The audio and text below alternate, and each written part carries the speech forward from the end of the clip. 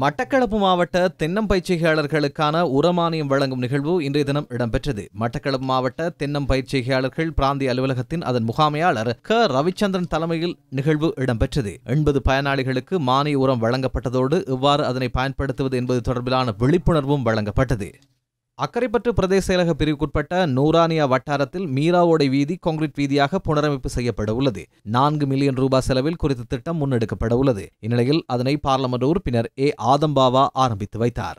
மட்டக்களப்பு மேற்கு கல்வி வலயத்துக்குட்பட்ட அரசடித்தீவு விக்னேஸ்வரா வித்தியாலயத்தின் 115வது ஆண்டு நிறைவை முன்னிட்டு ஒழுங்கு செய்யப்பட்டிருந்த நடைபவனி வெற்றிகரமாக இடம்பெற்றது.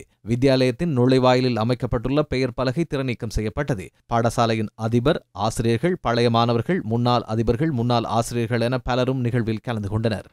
பொத்துவில் கோமாரி செல்வபுரம் கிராம மக்களின் குடிநீர் தேவையை நிறைவேற்றுவதற்கு நடவடிக்கை எடுக்கப்பட்டுள்ளது. 4 மில்லியன் ரூபாய் நிதியுதவியின் கீழ் நிர்மாணிக்கப்பட்ட குடிநீர் சுத்திகரிப்பு தொகுதி அமைச்சர் ஆனந்த விஜயபாலவினால் திறந்து வைக்கப்பட்டது. பொத்துவில் பிரதேச சபை உறுப்பினர் டி. புனிதன் தலைமையில் இடம்பெற்ற நிகழ்வில் பார்லமென்ட் உறுப்பினர் அப்துல் வாசித், போலீஸ் மா அதிபர் பிரியந்த வீரசூரிய, பொதுமக்கள் பாதுகாப்பு அமைச்சின் செயலாளர் ரவி செனவிரத்ன உள்ளிட்ட பலரும் கலந்து கொண்டனர்.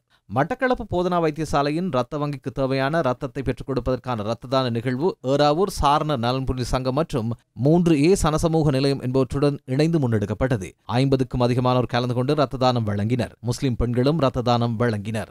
மட்டக்களப்பு புகையிரத நிலையத்தில் புனரமைக்கப்பட்ட பெண்கள் இளைப்பாறும் பிரிவு பயன்பாட்டுக்காக திறந்து வைக்கப்பட்டுள்ளது. மட்டக்களப்பு புனித சிசிலியா பெண்கள் தேசிய பாடசாலையின் அதிபர் அருட்சகோதரி எம். நிதஞ்சலி தலைமையில் இடம்பெற்ற நிகழ்வில் மட்டக்களப்பு மாநகர முதல்வர் சிவம் பாக்கியநாதன் கலந்து கொண்டு அதனை திறந்து வைத்தார்.